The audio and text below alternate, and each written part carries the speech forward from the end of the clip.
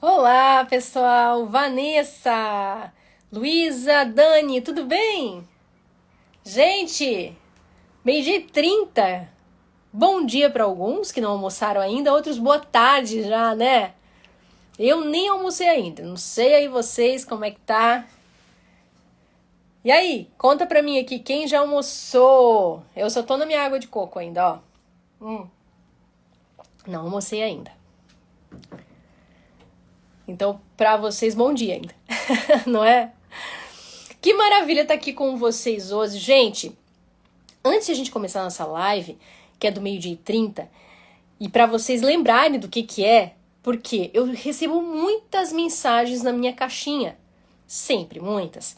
Às vezes eu nem dou conta no dia seguinte de responder, porque ela enche ali. Daí eu comecei a ver que tinha muita mensagem bacana ali. E que os stories é muito curto pra gente trazer a riqueza de detalhes das dúvidas que vocês me trazem. Então a ideia é, vocês mandam na caixinha pra mim e eu seleciono algo que eu vejo assim, não, vamos aprender muito juntos, eu trago aqui a dúvida pra vocês numa live de quarta-feira do 12h30, combinado? Ó, só queria dizer pra vocês que hoje é uma dúvida muito comum. Uma dúvida que com certeza muitos que trabalham, estão começando a trabalhar com ortopedia funcional, ou muitos que já trabalham, mas ainda se sentem inseguros, se você recebe esse tipo de paciente constantemente no teu consultório. Então eu vou trazer aqui um caso clínico com a dúvida da Mariana, que eu não sei se está aqui, se tiver, dá um oi, tá? Então fiquem comigo aqui porque eu vou mostrar um caso clínico e vou trazer muito o dia a dia, tá? Vou trazer o dia a dia para vocês mesmo do meu consultório, para que vocês se sintam mais seguros e saber que acontece com muita gente isso, ok? Ó, lembrando, gente, que no dia 1º, dia 2 e dia 3 de abril tem um evento.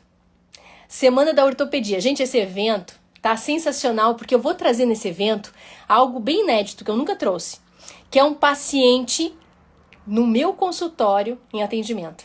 Eu vou mostrar ali mão na massa mesmo, então se não se inscreveu ainda, o link tá na bio, vai lá, busca o link na bio e se inscreve, tá bom? Vamos lá então? Mariana, deixa eu ver se... porque eu não sei se ela ia conseguir, tá? Não chegou ainda. Então vamos lá. Dúvida da Mariana, qual que era na caixinha de ontem? Eu tenho um caso no meu consultório de um paciente classe 2, então ó, tem uma deficiência da mandíbula? Pode ser, mas nem sempre só é a deficiência da mandíbula o teu classe 2. Muitas vezes ele tem o ponto A, ó, essa parte da maxila protuída, para frente.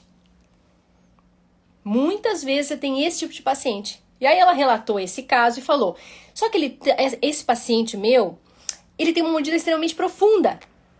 Olha só, tenho certeza que você recebe esse tipo de paciente aí com muita facilidade no consultório. Então imagina, classe 2, queixinho mais para trás, avanço da maxila, mordida profunda, mal vejo os dentes de baixo. E outro detalhe que ela trouxe na mensagem. Hipotonicidade do lábio de cima.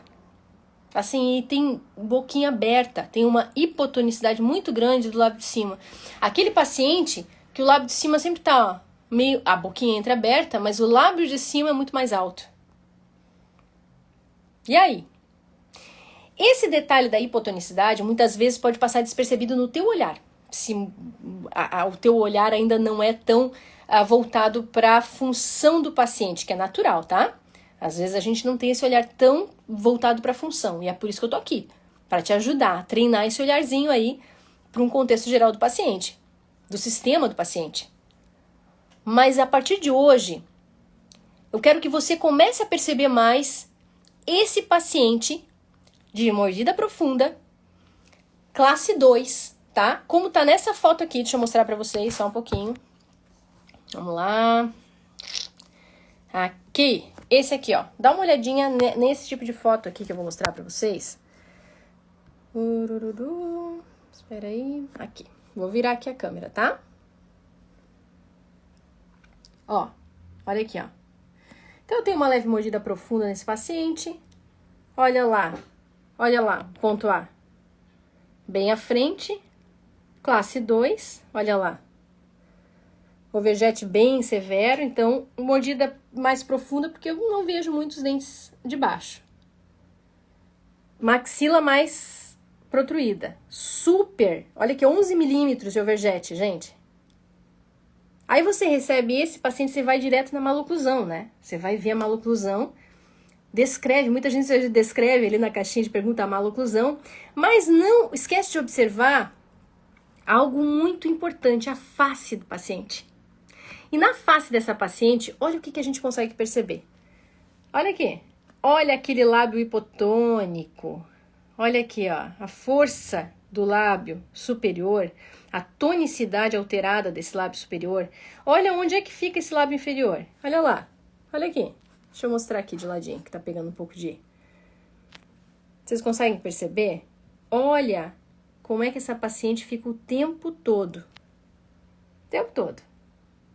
É quando vai sorrir, olha cá, no sorrisinho.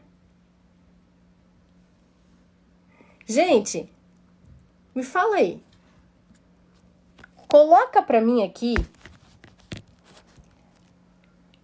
o que vocês acham da função desse paciente. Tem algo que vocês repararam? Por que esse lábiozinho fica desse jeito? Por que tem essa hipotonicidade desse lábio superior? O que acontece provavelmente com esse paciente? Por que levou essa maloclusão do paciente? Coloca aqui. Tati, olha aí, ó, Tati, coloca pra mim aqui, Tati. O que vocês acham que levou esse paciente a ficar com essa condição de um overjet tão aumentado, da projeção da maxila com esses incisivos, respirador bucal perfeito, Ingrid. Só que isso parece tão fácil mostrando, não é? Mas eu vou dizer, hein? Eu vejo frequentemente pessoas que negligenciam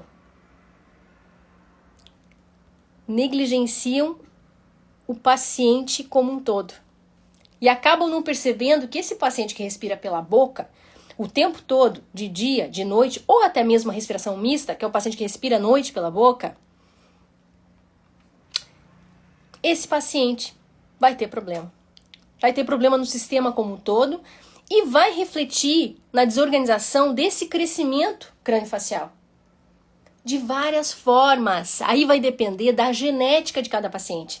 O paciente pode apresentar com mordida aberta, interposição lingual, mas ele pode também apresentar a distoclusão, o pouco desenvolvimento da parte mandibular e avanço da maxila. Quando chega para mim e fala assim, eu vi que o paciente tem mordida profunda, ele é um classe 2 e ele tem projeção do ponto A, na minha cabeça já vem o paciente respirador bucal. Gente, é na hora, é batata. E quando eu faço essa pergunta para muitas pessoas que me procuram aqui no Instagram, né, que tem essa dúvida, eu falo, teu paciente respira pela boca? Eu não cheguei a perguntar. Eu não observei tão bem.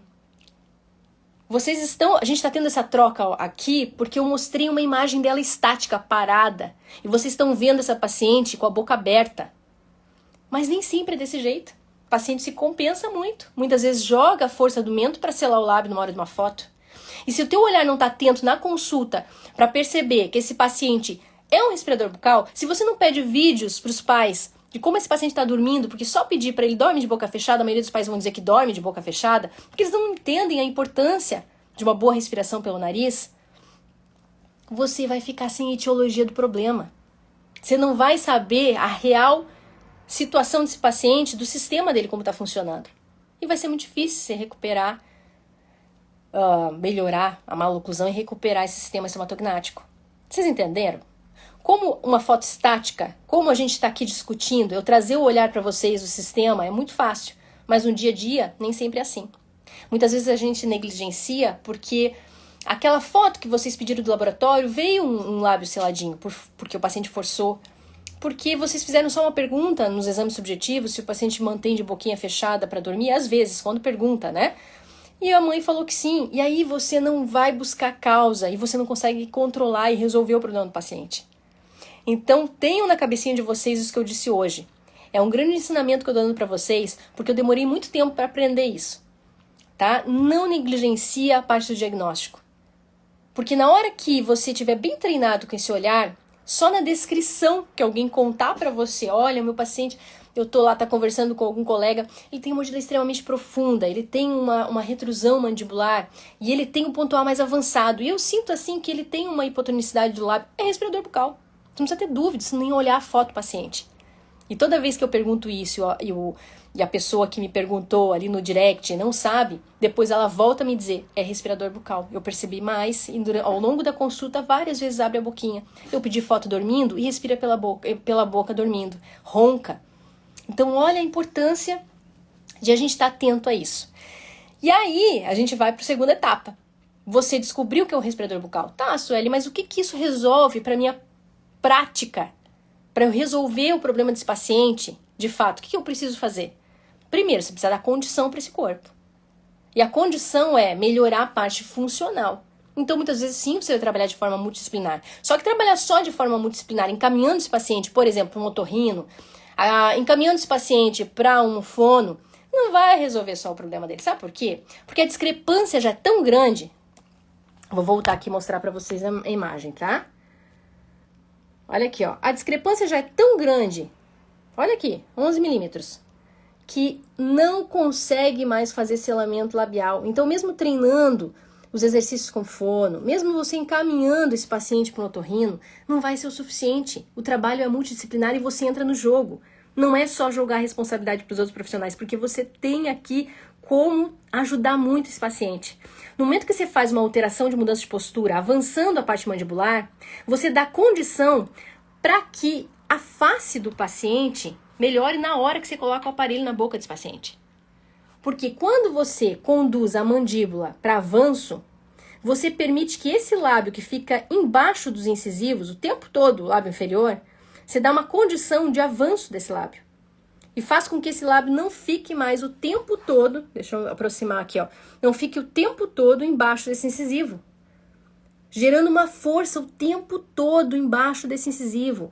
De repente, você tem inicialmente uma posição dentária, ó, de inclinação, porque aqui, ó, o tempo todo meu lábio aqui embaixo. Eu tenho a primeira movimentação, sim, de inclinação dentária. Mas esse paciente que está em crescimento e desenvolvimento, gente, você tem que entender que não é só dente. Em algum momento eu vou ter bases de osso alveolar, base de osso basal sendo alterado. E com essa projeção junto com os dentes. Então, por isso que muitas vezes você encontra nesse paciente o ponto A na frente, como a Mariana comentou na caixinha de pergunta. E aí, o que eu faço nesses casos dentro da ortopedia funcional?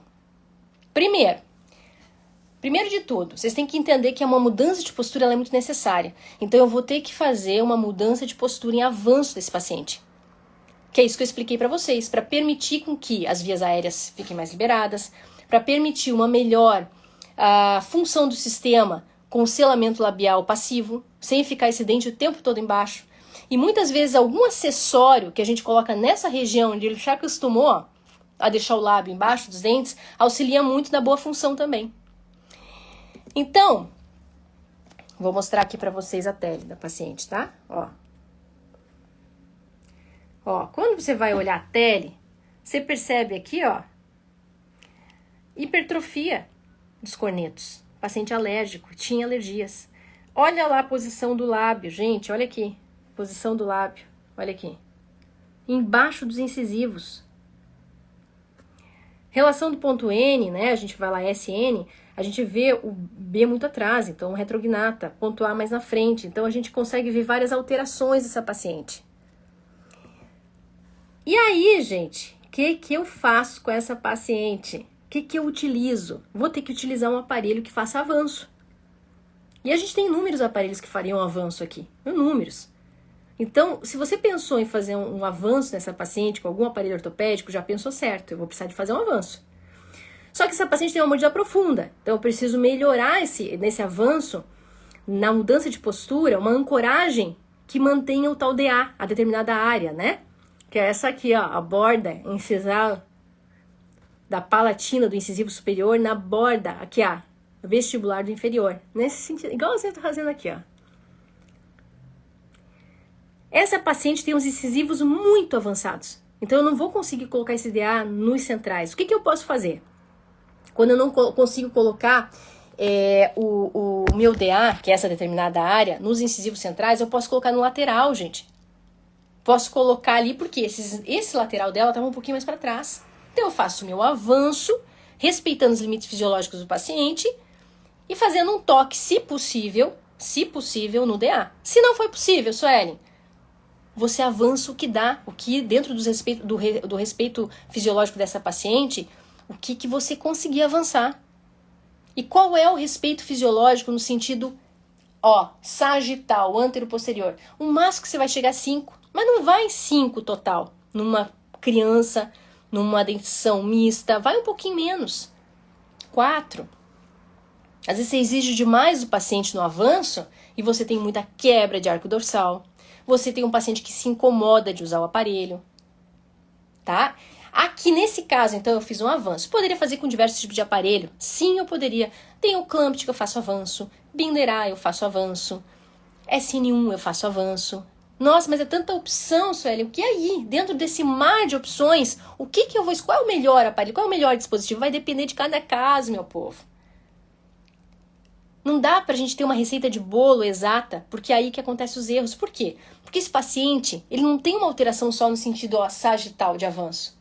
A gente viu que ele tem um avanço de protrusão maxilar. A gente viu que ele tem uma mordida profunda. Falta espaço? Não falta? Transversal, como é que tá desse paciente? Porque os três... A gente tem que entender o paciente no contexto dos 3 planos do paciente e escolher o melhor dispositivo que eu vou trabalhar nesses 3 planos e ver qual desses 3 dispositivos vai me atender melhor para aquele caso na sua individualidade. Então, esses casos que eu tenho o lábio embaixo dos incisivos, tá? Fazendo esse movimento, tem um acessório, que na verdade é chamado pela doutora Vilma Alexandre Simões, no nome de aparelho, que é o SN4, chamado dela. Só que esse SN4, ele é os escudos, tanto labial quanto lateral, que a gente pode acoplar em vários dispositivos. No SN3, no SN1. Eu posso acoplar em muitos dispositivos que eu posso, né? Não é todos, mas em muitos eu posso acoplar esse SN4, que é um escudo nessa região aqui, bem na cervical dos incisivos. E que ele vai auxiliar a tirar aqui, esse lábio que está embaixo dos incisivos. Então, esse SN4, ele é, na verdade, os escudos que eu posso acoplar em outros aparelhos. Então, normalmente, eu vou acoplar naquele aparelho que eu consigo acoplar. Eu vou selecionar um aparelho que eu consiga acoplar e esse aparelho ele vai ter que atender as outras coisas que eu tenho do caso. Eu não preciso avanço? Preciso. Ótimo, preciso avanço. Eu não preciso de manter o meu DA, seja em lateral, se eu conseguir, preciso de avanço, manter o DA para que melhore essa mordida profunda. Preciso, ótimo. Então, nesse caso, eu acoplei o SN4 ao SN1. Olha aqui, Olha lá. O SN4, escudo do SN4, começa na cervical dos dentes, tá? Ao aparelho SN1, que tá aqui, que tem arco dorsal, tubo telescópico, porque o tubo telescópico é ótimo para o avanço, olha lá, tubo telescópico. Então eu faço um avanço em DA no lateral, não fiz nos centrais. Por quê? Porque estavam muito avançados. Então eu dei o toque no lateral e é muito possível você dar o DA no lateral, tá? Você pode fazer isso com segurança. Então o SN1 ele não é mais SN1, ele é SN1/SN4. E é assim que você vai mandar essa prescrição para o laboratório. Então não existe um SN4 sozinho. Ele vai ter que ser acoplado a algum outro aparelho. Assim como posso acoplar numa PIPC? Pode. E você vai colocar PIPC/SN4. SN1/SN4. Coloquei no SN3. Meu paciente tem mordida aberta. Eu quero usar um SN3. SN3/SN4. Então, nesse caso, a gente utilizou um SN1/SN4. SN1 para fazer avanço, para eu ganhar um pouquinho mais de transversal, tem expansor superior e inferior, para eu manter o meu DA no lateral. E o escudo, ele veio para fazer essa função de afastamento dessa musculatura do orbicular dos lábios, do relaxamento do mento nesse meu avanço. E aí, gente, paciente após. Quando eu coloquei esse caso clínico aqui no meu feed, tá? Eu tive gente me questionando lá, em mensagem. Não é possível, não foi 30 dias. Só que esse caso aqui é um caso que, aliás, a aluna estava aqui agora há pouco. Ana está aí ainda? Que agora é professora, né? A aluna que é professora hoje, há muito tempo já. Esse caso foi um caso feito em conjunto. Então a gente tem provas, datas das fotos, né? Que a gente, ali de 30 dias. Então o resultado, gente, tá aqui, ó. E ele é muito surpreendente, porque muita gente, não é possível a gente fazer isso em 30 dias. Isso é em 30 dias o resultado. Só que é claro que eu quero que vocês entendam que não é 30 dias, chegou aqui, eu vou dispensar o paciente, tá ótimo. Não, eu tive uma mudança nesse primeiro momento postural. Olha aqui, ó. Olha onde é o canino em classe 2. O que eu avancei na paciente, ela sem aparelho. Só que é claro que se essa paciente deixar de usar o aparelho depois de 30 dias, ela vai voltar, gente, na condição que ela estava antes. Porque o sistema está alterado ainda. Essa musculatura não está passível de ter uma tonicidade correta. Eu tive desinclinação de dente, mas volta a inclinar. Então, não é assim. Eu não usei por 30 dias aparelho. Eu tive uma mudança em 30 dias. Mas essa mudança, ela foi mais muscular, postural, que a gente chama, e desinclinar os incisivos. Eu preciso dar continuidade ao tratamento para ter estabilidade. Mas o resultado foi muito bom em 30 dias. Por quê, gente? Por que eu tive um resultado tão bom em 30 dias? Toda vez que você tem um paciente que tem alterações do sistema e que levaram a alterações no desenvolvimento crâniofacial, toda vez, são os casos que você vai mais evoluir rápido. Por quê? Porque se você tira a interferência que estava causando no sistema e que estava provocando essa maloclusão, tirou a interferência, sistema funcionando, pelo menos inicialmente através do aparelho, né, dando essa condição do sistema funcionar melhor, mais rápido você tira o paciente daquele problema que você tirou a interferência.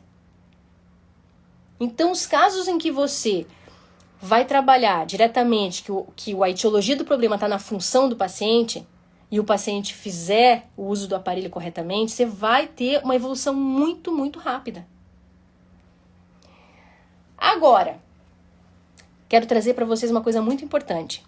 O respirador bucal, oral, não tem uma única etiologia. E aí entra o grande problema da jogada. Entender também a etiologia do problema do respirador bucal. Porque identificar que ele respira pela boca é um detalhe. Ótimo. Meio caminho andado, é. Mas o fato é, existem vários fatores que levam o paciente a respirar pela boca. Hipertrofia da adenoide. Mas por que da hipertrofia da adenoide? Alguma coisa deu tilt nesse paciente para... ou fatores genéticos, fatores que vai estar ali e vai ter precisar de cirurgia, ou fatores que levaram à agressão desse sítio, que é de defesa do corpo. Alergias, que é muitas vezes negligenciado, de perguntar se o paciente tem alergias. Gente, eu moro numa cidade que é muito comum os pacientes terem alergias respiratórias. Então é muito importante você ter isso na tua anamnese, perguntar sobre alergias respiratórias. Encaminhar para um alergista. Você tem que entender a etiologia do problema, mas a etiologia vai um pouco além. Não é só identificar que o teu paciente é respirador bucal, é saber a causa. O que promove essa respiração bucal? Desvio de septo, hipertrofia de cornetos, hipertrofia da adenoide, das amígdalas, olha só. Então, o resultado ele também vai muito da tua etiologia. Descobri o problema, tirei a interferência do corpo, coloquei o aparelho para estimular a boa função e tonicidade, e aí você vai tendo uma melhora significativa. Depois, gente, deixa eu botar aqui para vocês. Fui alterando, né? Depois um SN1/SN4 ele foi para um SN1 com um arco de Howling inferior. Tirei, já não foi necessário aqui junto com a aluna, a gente tirou aqui, ó, tá? A parte dos escudos foi para um segundo aparelho, certo? A outro detalhe que eu quero trazer, por que eu trouxe essa imagem do segundo aparelho? Não fiquem embaçando o paciente com o aparelho a vida. Vocês não vendem aparelho.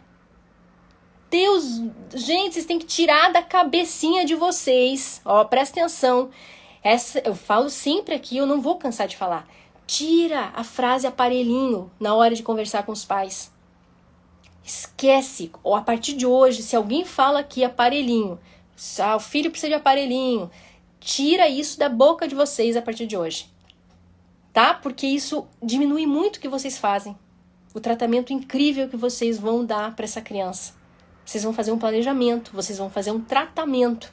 E que neste tratamento, vocês vão abrir mão, lançar o uso de aparelhos ortopédicos. Faz muita diferença. Já te respondo, tá, Tati? Vou guardar essa tua mensagem que no final eu vou abrir já para perguntas, tá? Então, gente, eu quero que vocês percebam a mudança dessa paciente após 4 meses, tá? Olha aqui, deixa eu mostrar. Paciente inicial e a paciente aqui após 4 meses. Essa é a transformação que é possível fazer no consultório quando a gente não fica só focado na maloclusão. A gente foca também na função do paciente, na dinâmica funcional, tá? Então essa é a transformação que a gente consegue fazer na vida dos pacientes.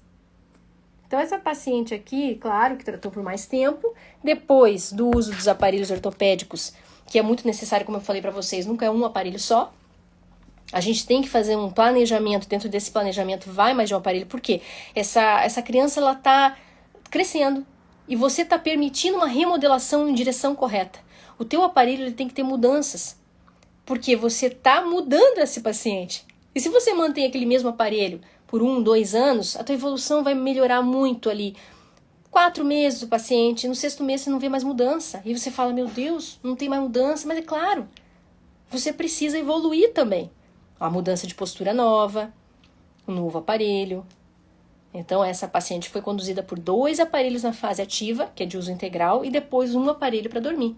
A média sempre vai ser aí, numa média, que eu estou dando de 3 aparelhos, para você desenvolver bem ali toda a parte do paciente de nível de base esquelética e também funcional. Então, é maravilhoso a gente ver o que a gente pode conquistar com ortopedia funcional. Gente, eu digo uma coisa, a possibilidade que a ortopedia deu na minha vida foi muito além das maloclusões. Então, quando eu percebi isso lá atrás, quando eu percebi que eu tinha esse poder na mão, eu mudei a minha mentalidade. Então, é necessário você mudar a tua mentalidade, de dizer, mas aqui eu não consigo fazer isso, eu não consigo vender um tratamento, eu consigo só fazer venda de aparelhinho, mas isso está na mentalidade. Porque no momento que você vê o que é possível a gente fazer com o paciente, num todo, não só na maloclusão, e você consegue passar isso para os pais de uma forma clara, quando você consegue conduzir o caso de uma forma tranquila, com o teu coração tranquilo, porque você sabe, está seguro do que você faz, não tem erro, você vai conseguir conduzir isso de uma forma maravilhosa, todo o caso. Tanto de passar o planejamento, seguro no que você vai passar de precificação e seguro na hora da execução. E tudo vai dar certo. Você vai estar fazendo uma coisa com segurança. E você vai chegar a resultados rápidos num aparelho que não tem dor. É fantástico. Uma ortopedia maravilhosa. Gente, e aí? Conseguiram entender que os pacientes classe 2, com mordida profunda, avanço aqui, da protrusão maxilar, normalmente estão ligados pacientes que respiram pela boca e viram que a gente pode usar aparelhos ortopédicos que auxiliam a boa função através de escudos, avanço mandibular, boa mudança de postura, na condição de tirar esses fatores que estavam interferindo no correto crescimento. Conseguiram perceber isso? E aí? Agora vem as perguntas. Podem começar a perguntar, eu vou começar a responder já da Tati. Como identificar se já posso remover o escudo? Tati, a primeira coisa que você fez no primeiro aparelho foi avanço, certo? E colocar o escudo.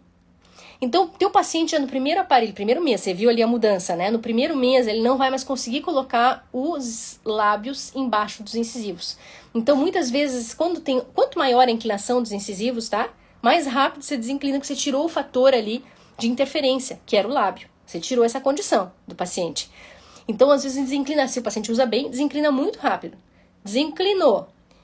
Quando é que é o momento de tirar o escudo? Não tem um momento exato. Vai depender do teu paciente. É no momento que você tirou o aparelho da boca do paciente e você viu que ele se manteve na postura que você fez no aparelho. Que ele não coloca mais o lábio aqui, ó. Tá? Então, o momento, ó, tirou o aparelho da boca do paciente na consulta. Fechou a boca, o paciente conseguiu fazer isso, ó, encostar os lábios, porque ele tá mantendo a tua postura. Não significa que já tá tudo certo, pode liberar o paciente. Significa que ele entendeu a tua mudança de postura. E, ó, ele já enviou mensagens lá pro sistema nervoso central que a postura tá boa desse jeito. Que pra ele tá muito mais fácil viver assim. Nesse momento em que você tirou o aparelho na consulta da boca, conversando, pede, fecha a boquinha, fechou com esse avanço, mesmo que não toque em todos os dentes, mas ele avançou muscularmente, você já pode partir para um aparelho que não tenha mais o escudo. Tá? Mas você vai precisar de alguma ancoragem nesse aparelho para manter a tua mudança de postura, ó, no sentido sagital. Você precisa continuar fazendo esse avanço. Mas você já pode tirar. Não tem problema. E aí? Quem mais? Perguntas? Tati é aluna, querida. É uma querida, já trouxe pra live, né, Tati? E aí, gente?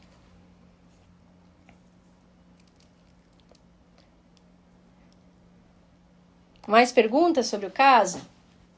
Sobre o respirador bucal, sobre... Tá, tempo de uso pro aparelho, Andréa. Vamos lá.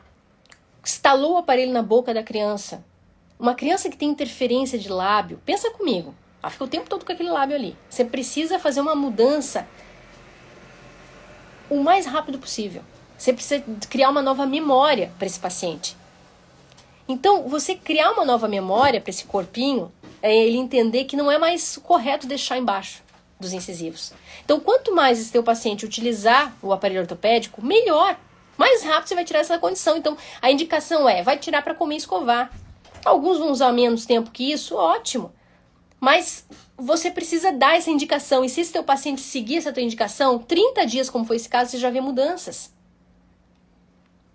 Agora, isso, ó, a gente está falando do tempo, eu estou falando aqui de um tempo ali de uso do aparelho diário, tá? Agora, esse é o tempo do tempo, na linha do tempo mesmo, né? Quanto tempo vai usar, vai depender muito de cada paciente, mas você tem resultados incríveis nos primeiros 6 meses, muita diferença. Você pode ter certeza. Quando o paciente usa e você acertou muito, tá mudando de postura. É só tirar o escudo do SN1 ou faz um novo aparelho? Nath, o ideal seria um novo aparelho, tá? Se caso você precisar tirar o escudo desse aparelho, você pode. No segundo, terceiro mês. Mas no quarto, quinto mês, muda de aparelho. Para você manter muito bem essa tua ancoragem sagital. Porque sem o escudo, você perde um pouco essa ancoragem, tá? De avanço. O escudo também, além de ser um escudo labial, ele auxilia também na ancoragem antero-posterior. Tati, querida, super recomendo o curso Divisor de Águas na Vida de quem trabalha com crianças. Muito obrigada, Tati, pelo teu feedback. E você é uma aluna muito querida e aplicada também. Sempre no grupo, né, de alunos que a gente tem, sempre tirando suas dúvidas, sempre estudando. Então é isso, a gente tem um grupo lá que sempre tá todo mundo debatendo, é aluno com aluno. Acompanhamento, durante o acompanhamento que vocês têm, sempre estou lá no grupo.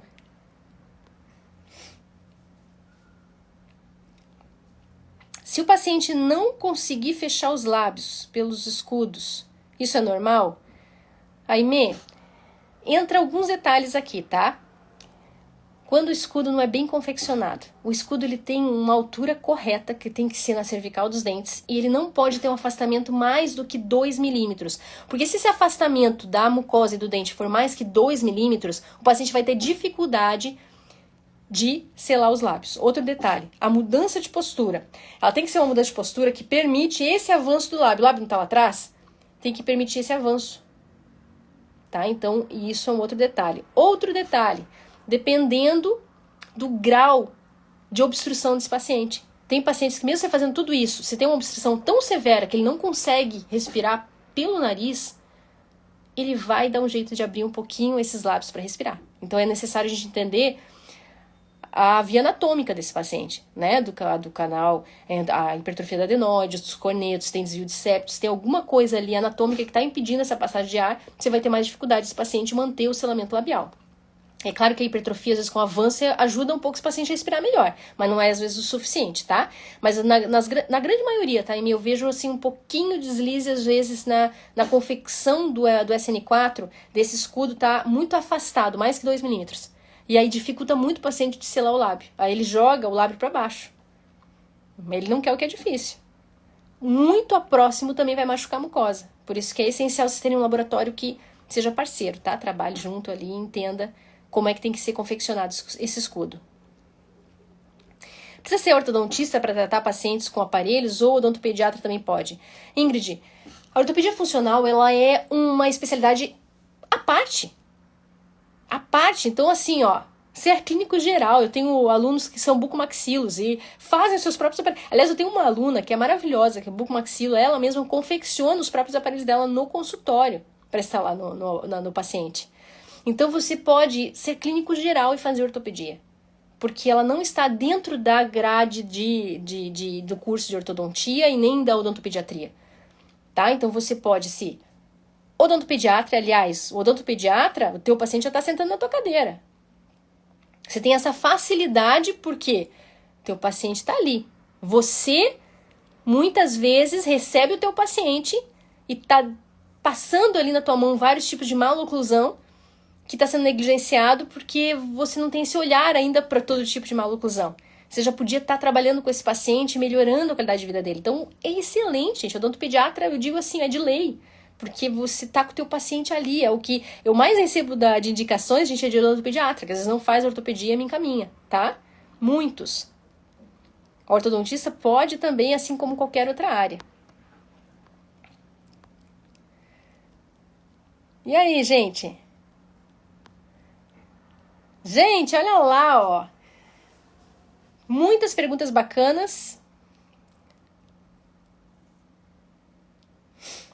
Passei por uma odontopediatra com meu bebê e ela não soube tratar a retrognatia dele. Gabi, a odontopediatria é maravilhosa, ela vai tratar de muitas coisas. Muitas coisas. É muito necessário uma criança passar pelo odontopediatra. Mas a área da ortopedia funcional, como eu expliquei, gente, é uma área à parte. Alguns odontopediatras vão dominar, que vão o quê? Estudar, vão fazer cursos, vão se embasar e vão entender sobre ortopedia e vão fazer isso com uma habilidade incrível, só que precisa se capacitar. É uma área à parte. Então não é qualquer odontopediatra que vai fazer ortopedia. É o que estudar e que se capacitar na área de ortopedia. São duas áreas diferentes. Mas o odontopediatra pode fazer ortopedia muito bem. Recomendo, né, você fazer uma nova avaliação, enfim, com alguém que tenha um curso dentro da área. Certo, gente? Pessoas do meu coração. Ó. Terminando live, então, com muitas dúvidas tiradas e sanadas. Ó, presta atenção, gente. Vamos relembrar aqui. Prestem atenção na função do paciente de vocês. Não esqueçam disso, é um mantra, tá? Por favor, começam a prestar atenção na função do paciente. Chegou o paciente, então você bate o olho nessa boquinha. Como é que tá? Vários momentos abrindo. Tá conversando com a mãe, o paciente tá brincando no teu consultório, olha pra ele. Olha a postura. Olha lábio. Isso é uma dica que eu tenho que passar pra vocês, porque é isso que mudou minha vida e vai mudar de vocês também. Começa a perceber esse paciente. Tem um paciente classe 2, 11 anos, usa aparelho. Usar aparelho ajudaria? Pensei em iniciar com fixo, porém vejo que não é o correto. Teria que avaliar melhor, Luiz. Teria que avaliar como é essa condição da classe 2 do teu paciente, né? Às vezes a classe 2, que nem eu mostrei nesse caso, vamos imaginar ele na dentição toda permanente. Uma classe 2 muito severa, com mordida muito profunda, a gente sabe como, eu sou ortodontista também, a gente sabe como é difícil tratar na ortodontia. Às vezes tem que ver a idade, o paciente de 11 anos, né? Qual é a colaboração que ele vai ter ali no uso do aparelho ortopédico, mas ajudaria muito nessa parte de base esquelética. Informações sobre o curso. Sim, a gente tem a formação bem completa do curso Ortopedia Kids. Ó, e no dia 1, 2 e 3, gente, a gente vai ter a Semana da Ortopedia. 1, 2 e 3, tá? O link lá na bio, tá?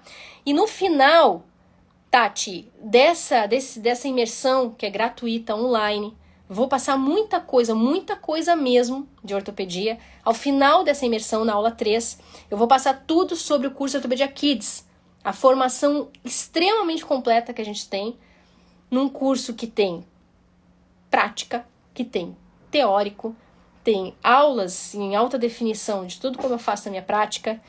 Eu tenho um grupo ali que você vai estar, e eu vou estar sempre nesse grupo tirando todas as dúvidas, um grupo de network que eu vou estar junto, e consultoria individual de caso clínico, para não fazer receita de bolo. O respirador bucal é bem bacana, Luiz. Teria que estudar melhor, mas às vezes até tem formas híbridas de tratamento, tá? Fixo com aparelho ortopédico. Dá pra gente trabalhar assim. Sobreposição labial, excelente, porque a gente não consegue fazer isso muito bem com fixo também.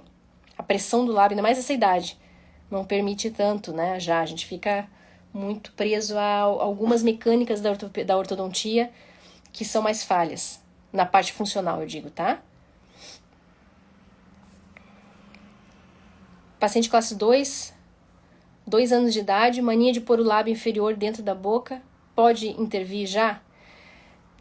Pode, mas é diferente, não é com aparelho. Tá? Então, a ortopedia funcional, gente, ela nem sempre é só através do aparelho ortopédico. A gente tem essa ideia que tudo vai resolver com o aparelho ortopédico, mas a ortopedia funcional é uma especialidade. E dentro dela, a gente tem várias formas de tratamento. E nessa criança, muitas vezes, massagem, orientação, massagem postural, tá? Isso tudo a gente também passa no curso, tá? Mas não é com aparelho já de imediato. Mas existem, sim, muitas técnicas que a gente pode auxiliar essa criança de 2 anos. Meu povo, vamos lá. Ih, já passei da hora. Olha aí, ó. Vocês estão podendo aqui, hein? Hoje essa live tá rendendo. Ó, semana que vem, quarta-feira, 12h30, a gente se encontra, tá?